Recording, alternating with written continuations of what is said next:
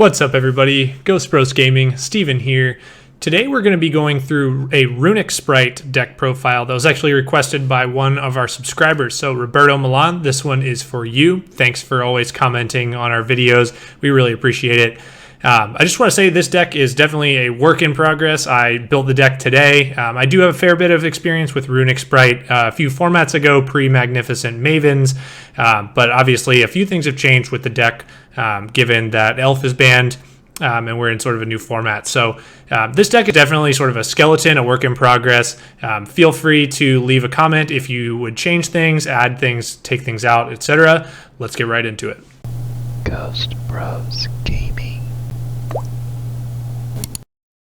Alrighty, so let's step through the deck profile. So I think one of the big things that's changed for this variant of Spright in particular, well, there's two changes, right? There's one that's good, there's one that's bad. One is that there are no longer Ishizu shufflers running about everywhere, so Runick was basically unplayable. I played a lot of Runick Spright in the format before the Ishizu cards came out. I loved the deck. It was a really strong deck. I mean, I love control decks, so it was right up my alley. But pretty much as soon as the Ishizu shufflers came out, it was basically like, you can't play this deck anymore because it's like the opponent having an Ash for your fountain every single turn that they just get for free because they dump cards into the graveyard. So now that the shufflers are limited, everyone hopefully will not be on them as much, and we're free to do Runick stuff again, which is really exciting. The downside to this deck is that it no longer has Elf. I think like that hits other Spright variants more so than this one.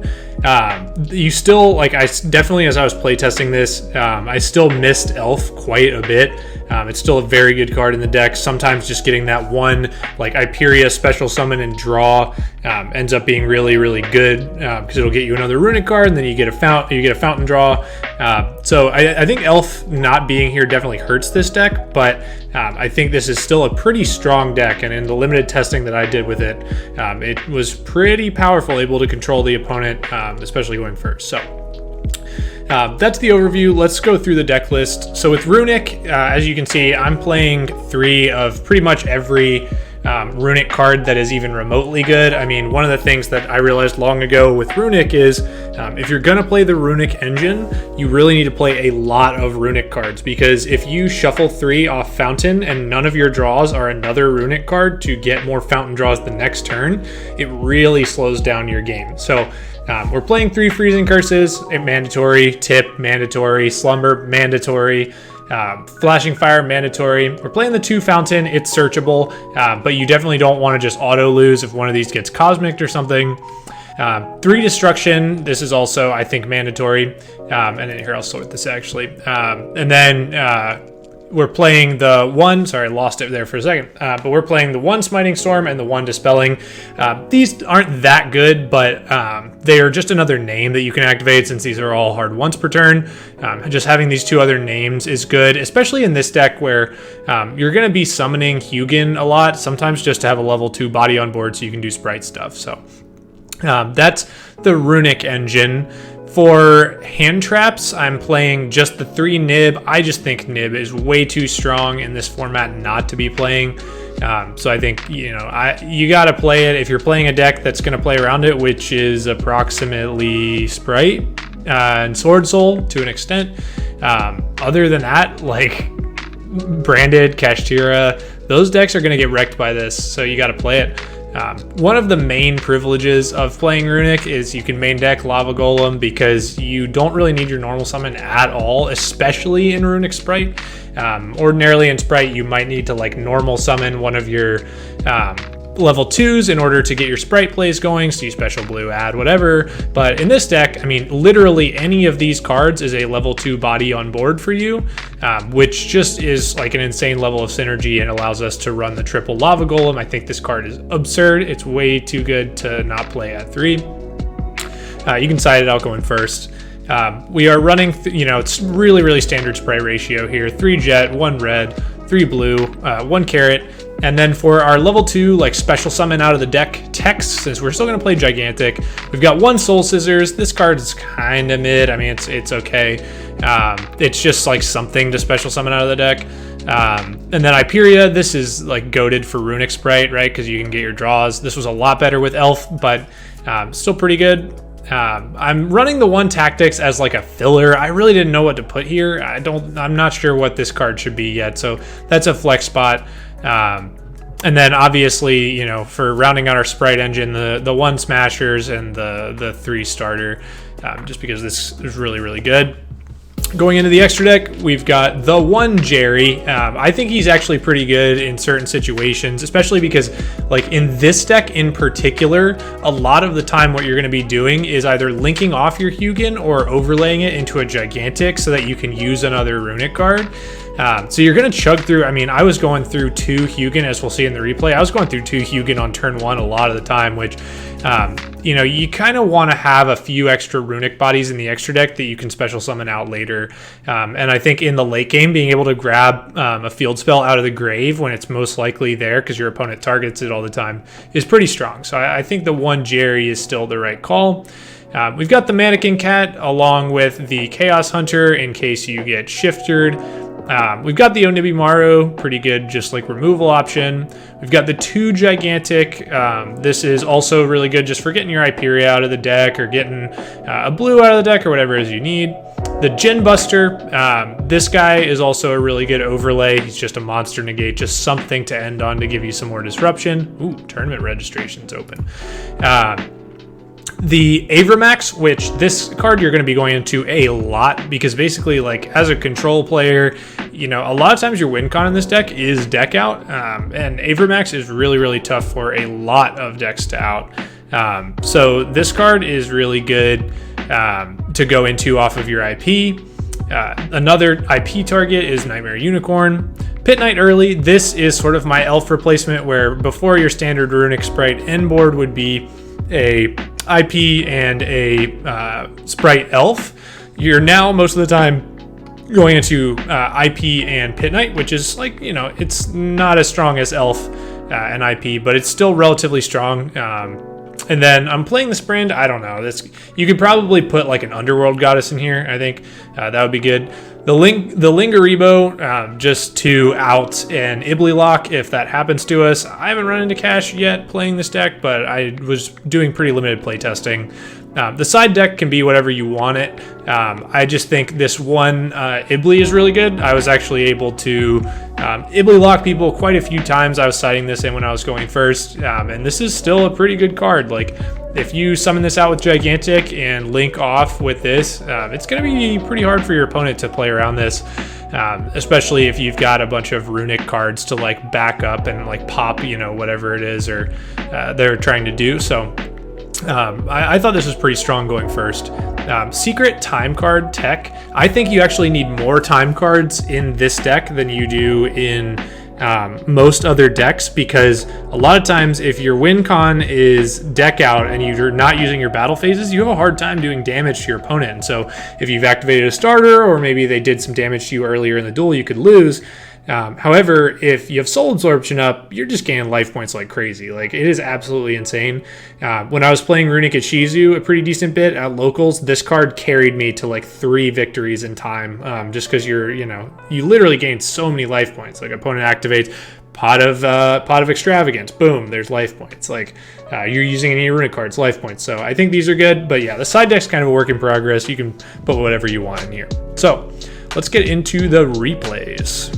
Okay, so this replay is going to be an example of the Ibli lock and just how easy it is to pull off, as well as a couple ways you can play around disruption. So here I see I already have the fountain in hand, but usually your opponent will blow their disruption on the Hugin. If you summon a Hugin and activate it, they're probably going to try to keep you off the field spell, because everybody knows the field spell is the key to a Runick victory. So I went ahead in this game and I activated my destruction to summon out a Hugin, pitch the destruction, he imperms it, then I just activate the fountain, and so then I can just do tip, add, and then I'm drawing 3.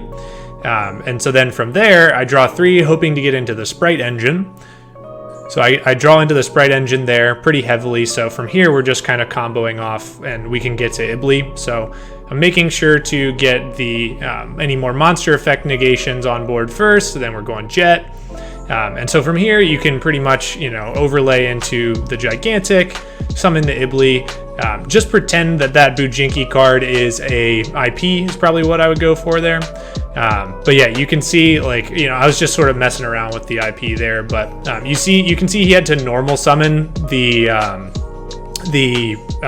long wand to be able to deal with the Ibly, which is just really bad for Sword Soul.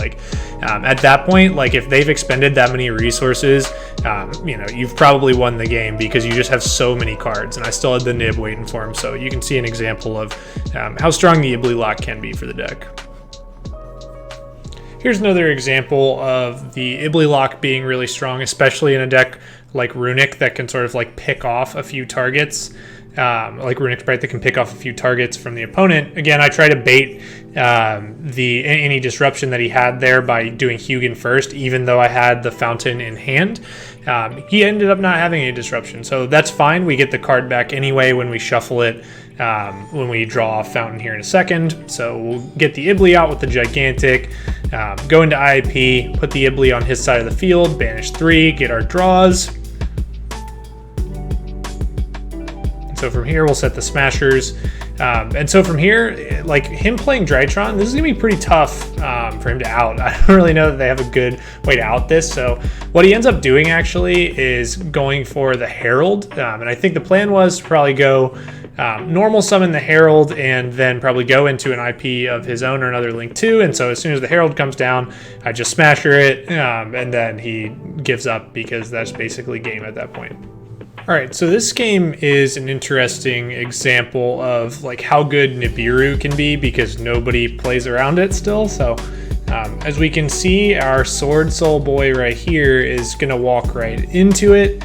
I'm gonna nib him, and then we just sort of start from there. Once you're even a little bit ahead with Runick, your advantage just really starts to snowball, and it becomes so hard for your opponent to deal with. So he's got the Ash for the tip. That's fine. I'm going to get the draw. And so from here, we're going to go straight into the Spright engine. And so you can see this deck, it works really well. These two archetypes work really well with each other because the Spright engine is really explosive, and it also gets a bunch of cards out of the deck, right? So at this point, I've just thinned the deck by 3 or 4 cards. And so I was able to get the draw on Hyperia. Pretty good chance I draw into a Runick card there. So from here, I'm immediately able to get another full draw off the Runick Fountain if I need to. So I get Dark Ruler, that's fine. He summons the token, just pop that because that's the tuner, then we're recycling. And so as you can see, that we're starting to snowball an advantage. He Dark Rulers me and goes into battle phase, which is fine. We're so far ahead on card advantage at this point. There's literally no way we lose the game. And we've got tip, so we'll search the destruction, pop the nib token, which is really the only threat, get some more draws, and then we can, again, you summon a Hugin, and then you can immediately overlay it, and then he's figured out at that point we have a lot more advantage. So here's a game I had versus Branded that I think shows off the synergy between the two decks a lot. So you can see on an ordinary deck you can't activate that flashing fire in the same turn because you need to free up that extra monster zone. But with Runick Spright, we can just overlay the Hugin for the Gigantic, which frees up the extra monster zone, and then we're able to activate the flashing fire and get that extra draw in the same turn, and then we'll just use the Hugin for more link material. Which is really good. So, the amount of advantage we have here, look how many cards we have. This is crazy. And so, under ordinary circumstances, you could potentially link into the Pit Knight for the Avramax. I decided to go more the Carrot route because I saw that he was playing Branded. So, I figured having the Carrot up for the Branded Fusion would be a good idea. From there, we're just kind of playing control at this point. We just have so many cards that help us negate things that our opponent wants to do. And then we just keep drawing off of things like Fountain. And we actually didn't even get an optimal draw off of Fountain here. But our opponent actually ends up scooping here in a second. But yeah, I mean, again, that nib is also a really nice safety blanket for us. Like if things were to spiral out of control, we know that at the end of the day, we have that nib in hand to get us back into a favorable game state. So